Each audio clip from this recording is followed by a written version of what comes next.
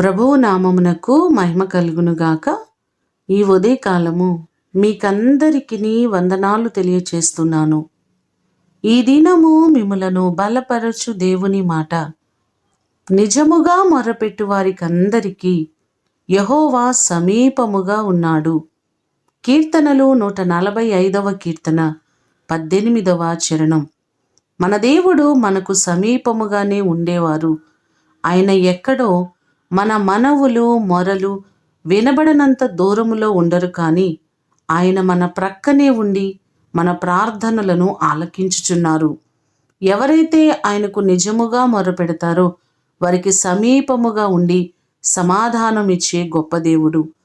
ఇశ్రాయేలు ప్రజలు పడుతున్న ఇబ్బందులలో వారు ఆయనకు మొరపెట్టగా ఆయన వారి పక్షముగా దిగి వచ్చినట్లుగా మనము నిర్గమాకాండంలో చూడగలం.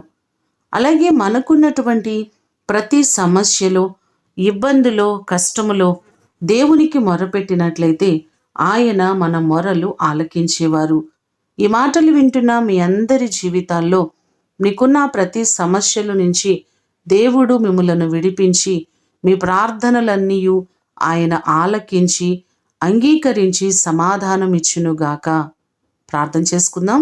పరలోకమందున్న మా తండ్రి, మీ పాదములకు వందనాలు, స్తోత్రాలు ప్రభువా. మీరు మా మనవులను ఆలకించే దేవుడవు. మీ సన్నిధిలో నిజముగా మొర్రపెట్టు వారికి సమీపముగా ఉండి మాకు సహాయము చేసే గొప్ప దేవుడవు మీరే ప్రభువా. మీ కృపచేత మా ప్రియులెల్లరినీ జ్ఞాపకం చేసుకోండి. ఎవరు ఏ సమస్యల కొరకు మీ సన్నిధిలో మొర్రపెట్టుచున్నారో వారి మొరలన్నిటినీ ఆలకించి వారికి గొప్ప మేలును మీరు కలుగ చేయండి. బలహీనులను బలపరచండి. మీ శక్తి చేత, మీ బలము చేత ప్రతి వారిని మీరు నింపండి. ఈ దినము కొరకు వందనాలు, కృతజ్ఞతలు మీకు తెలియచేస్తూ యేసు అతి శ్రేష్టమైన నామమున అడిగి వేడుకొని పొందియున్నాము తండ్రి. ఆమేన్. దేవుడు మిమ్ములను దీవించునుగాక.